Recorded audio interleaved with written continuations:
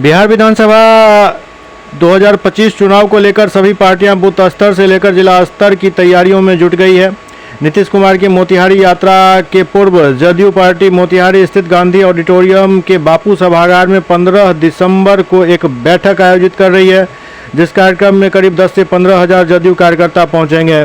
बिहार सरकार के भवन निर्माण मंत्री अशोक चौधरी, कई अन्य मंत्री यहां पहुंचेंगे।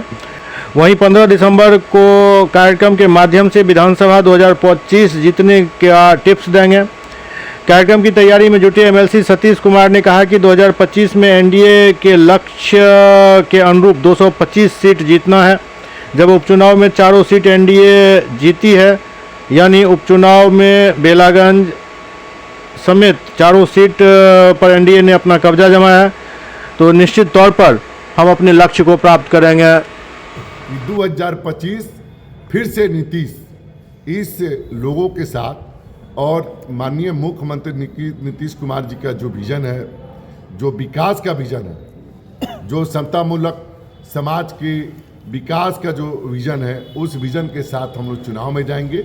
इसी चीज़ को हम लोग 15 तारीख को महात्मा गांधी प्रेक्षागृह में हम लोग कार्यक्रम को रखे हैं और उसके लिए प्रदेश से हमारे भवन निर्माण मंत्री आदरणीय डॉक्टर अशोक चौधरी जी, उनके साथ और भी माननीय मंत्री और नेतागण पधार रहे हैं, जो इसमें अपने भी बातों को रखेंगे और हम लोगों को बताएंगे कि आगामी 2025 के विधानसभा चुनाव में आप लोग किस तरह से बेहतर प्रदर्शन कीजिएगा।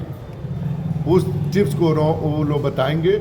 और दूसरी तरफ हम लोग इस बार पूर्वी चंपारण में जो एनडीए गठबंधन है, उसके साथ भी आने वाले समय में हम लोग बैठक करेंगे और पूरे 25 का विधानसभा चुनाव एनडीए गठबंधन के बैनर के तले हम लोग लड़ेंगे। एनडीए गठबंधन में नेता नीतीश कुमार जी हैं, उनके